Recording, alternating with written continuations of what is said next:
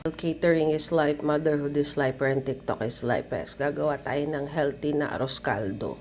Adlay, low carb, low carb, low carb, but not intermittent fasting yet. Okay? I'll get there, Doc.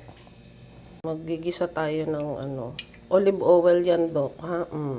Gisa tayo ng ginger. Ilagay na natin lahat. So that's bawang, sibuyas, luya. Ilagay tayo ng adlay. Ayan, mukha siyang pebble, pero it tastes like rice and it feels like binatog. So, maglalagay tayo ng 1 cup. So this is half cup. Oh, yan eh. Mag-research ka. Meron yan. Matagal na yan. Ayan. So, gigisa natin siya.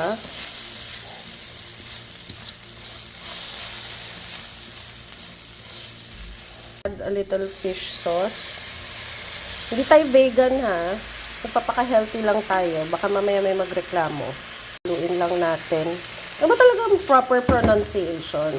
Vegan or vegan? Kasi dati, vegan yung ginagamit ko. Yung iba, sinasabi, vegan daw. Tapos nung ginamit ko na yung vegan daw. Eh di, vegetarian na lang. Ayan. Swimming and sauteing in fish sauce, you add your chicken stock or yung pinagkuluan ng chimken. Ang nanay ko, ba't ko daw tinuturo pa to? Sino bang di marunong gumawa ng lugaw? Kainis. Ayoko na! Antayin natin yung pagkulo ng ating adlay lugaw. Lalagyan natin itong kasubha. Hindi yan saffron ha, baka sabihin ninyo social saffron. No. Other people keep saying that kasubha is saffron. It's not. It's not. Don't force it. It's far from it. Kuha tayo madami. Masarap yan eh. Lagyan na natin.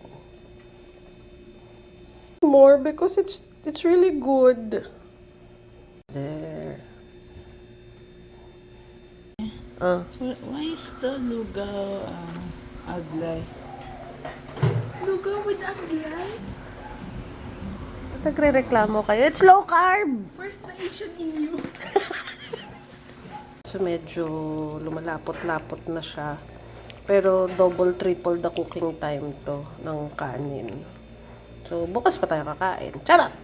Yan. So, nag-expand na siya. And it's thick. So, we need to add water. Right? Boiled water on the side para pag buhos mo dito, hindi ka mag-aantay ng boiling kineme time ulit. So, ayan. Buhos mo lang. So, tuloy-tuloy pa rin yung pagkulo niya. Marami rin yung yield nung 1 cup na adlay. Kasi lalabsakin mo siya talaga eh. So, mag-expand siya. Start adding the chicken breast.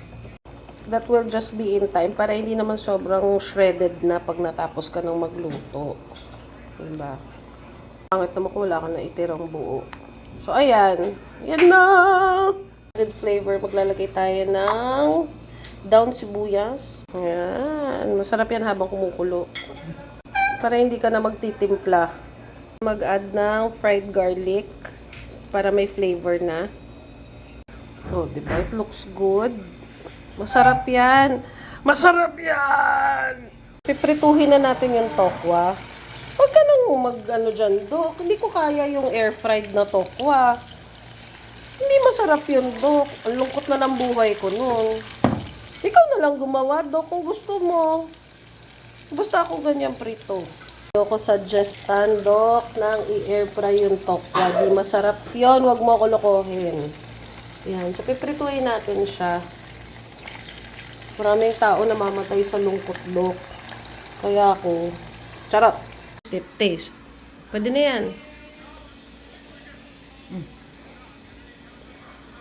That's adlay. That's good. Ano? Good? Pasa? Did it pass? It's okay. Ayan. So, plating na tayo.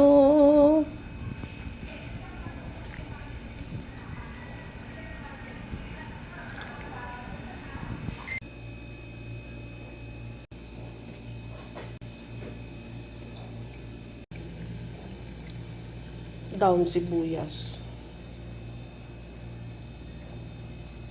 na. Oh, ayan na. Oh, diba? Looks good!